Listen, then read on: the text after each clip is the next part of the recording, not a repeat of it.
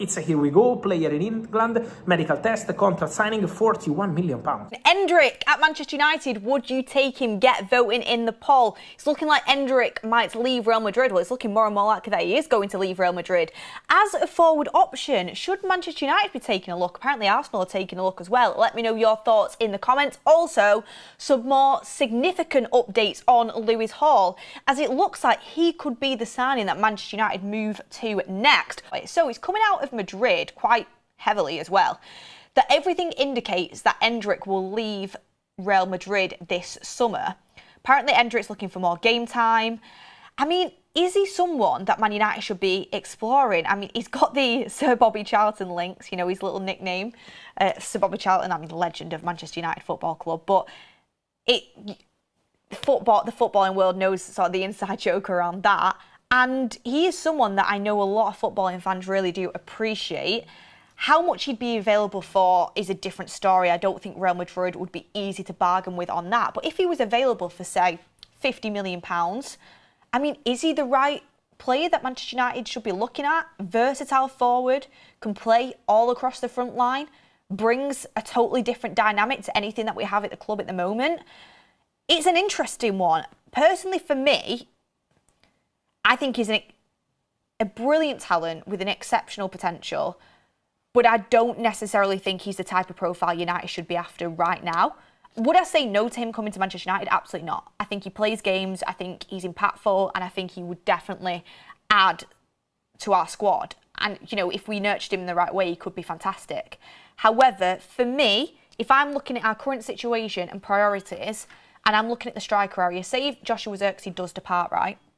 Say if Joshua Zirkzee departs, I personally think I'm looking at Benjamin Sesko and the way he started to develop and fire last season, and I'm thinking, how do I get the best out of Benjamin Sesko? I've said this over and over again, and I don't think it's the be-all and end-all, but I think a player like Ollie Watkins would massively benefit Benjamin Sesko.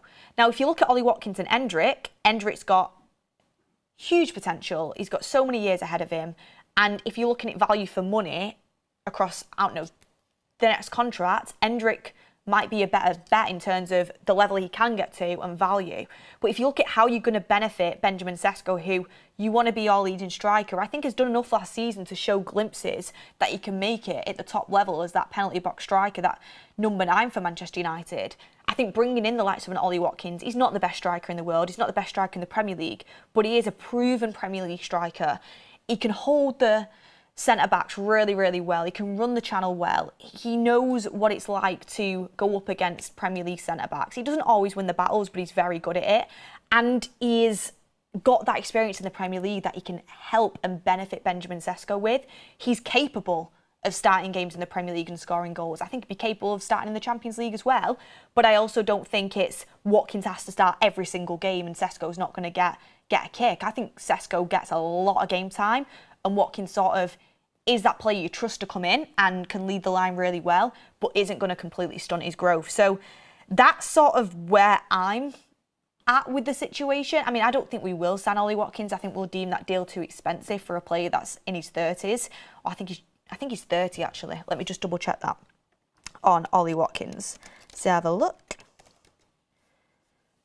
Ollie Watkins, yeah, he's 30 years of age. He's 31 in December. So that's the route I'd be going down, but there's not been too much noise over it. Endrick is a good player, and say if you were the likes of an Arsenal or a team that was more developed and a squad that was more developed than Manchester United, you might go and get Endrick and he could end up being a star player for you. But for United right now, if I'm looking at priorities, I don't think he would absolutely be top of my list. I mean, get your comments in and your votes in. Should Manchester United sign Endrick? Look, there's some really positive updates around Lewis Hall, but there's also some updates that come out and it's like, okay, that's a little bit of a reality check. We will get through the latest news, but let me know in the comments, do you think we'll sign Lewis Hall? I was speaking a little bit earlier on the morning show. Shout out to you guys if you were over there. If not, where were you? Thank you for joining us this afternoon though. And with Lewis Hall, like, he is a deal that Manchester United would want to do, and they are the reports coming out. It's just the financial side of things that makes you question whether Manchester United are going to do it. But there's some really interesting updates from credible sources as well. Also, the ESPN put out an interesting report about Manchester United potentially purposely saving their budget until the end of the window in case a certain someone becomes available. Don't know how much you want to read into it, but ESPN is a good source. Let us know your thoughts. But let's start off with the Lewis Hall situation, because I feel like we have spoken about Lewis Hall a lot, but I probably think he's the most probable signing after that third midfielder for Manchester United. Probably. I do think he is someone that Manchester United will look to sign, potentially even before they go for the third midfielder, depending on who they decide to go for in that position. We got the update on the show this morning from Sky Sports, and this, like I said, Man United are moving pretty slowly, but it is movement, that Manchester United are exploring a move for Newcastle United left-back Lewis Hall. They're looking at what a deal could look like for the 21-year-old. So we are looking for a successor to Luke Shaw. That is what Sky Sports are reporting. They are looking at left-back options, and they are exploring a move for Newcastle United's Lewis Hall. Now, we knew Lewis Hall was on the list. It's not too much of an update, but Man United are starting to move a little bit, and it is a credible outlet sharing that. Now, that isn't the news I'm bringing you on today's show. That's just setting up the next bit of news. There has been further developments. I mean, first thing that I find very interesting, there has been a report coming out about Newcastle targeting Anthony Robinson at left-back.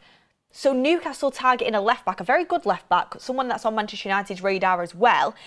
If Newcastle are targeting Anthony Robinson, does that make sense considering Lewis Hall could be on the move to Manchester United? It's sort of that domino effect. Is that them lining up a Lewis Hall replacement? That's a question to ask.